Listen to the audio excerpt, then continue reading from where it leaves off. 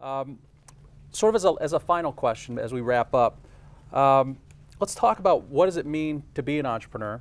Why do you like it, not like it, And then talk about risk for 18 to 22-year-olds going out and starting a career. Yeah, I think, as I've said before, it's been great to me. I don't think there's anything better to do than to be an entrepreneur, control my time, be my boss, build something, know that you're really integral in creating something that wouldn't exist but for you. And it's obviously been very rewarding for me. I think risk is a good point and question, as David says. I think, look, if you're 20, 22 years old, as I said, it's very easy to get caught up in the herd mentality where like, oh my God, every decision is fraught with like, this is just momentous because if I go work at Anderson, my life will be different than if I go work at here. And, oh my God, I mean, I didn't get a third round interview at, Pfizer, life is over.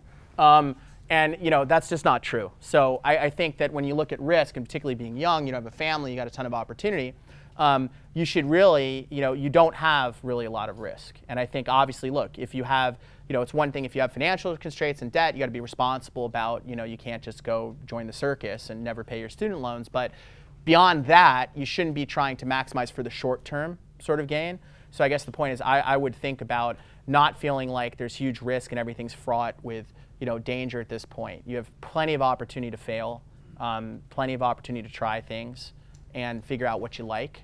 And I think it's very different. I can tell you, if you're, right now it might be, oh my God, I can't take a risk. I mean, I know, if you're, I'm 37, I don't have any kids yet, I'm married, but if you're in your mid-30s and you have kids and you've got responsibilities, you're in a very different position. When you're 22, you graduate, you can do whatever you want. I mean, you could just go and, travel the world and try something, and if it doesn't work, and you move on. So I would not, I wouldn't get caught up in sort of what is respectable and what's great to do, and I would do what's right for you, figure out where your passions are, where you think there are opportunities, and I would think the big risk actually, and David and I also talked about this, and this is another thing that Groesbeck sort of put well, the biggest risk is you go down some road where you've basically wasted your time and your youth and you haven't tried anything.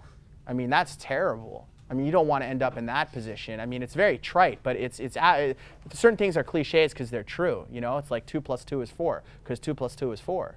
So, it's like you will regret the things that you don't try to do, not the things that you've tried and failed. That is for certain. And the other thing is that the one thing which is an irreplaceable commodity is your time. And your youth is a one-time event. So that's gone. It doesn't. You make as much money as possible anywhere. You're never going to be young again. As much as some people tried with Botox and surgery. So, I would really sort of think, not feel as probably, and I'm saying this because I felt that way graduating from college, and it's very easy to be like, oh my God, I'm going to be at McKinsey or Morgan Stanley, or some guys like, Morgan Stanley gave me a job. How can I turn down a job at Morgan Stanley? You can't possibly, how am I going to tell my parents I turned down a job at Morgan Stanley? How can I do that? How can I be, then someone's going to ask me where I work, and I'm going to say, I work at bigaboo.com, and they're going to be like, you're a moron, and my friend's at Morgan Stanley, and everyone's so impressed. That I really would do your best not to focus on the peer pressure.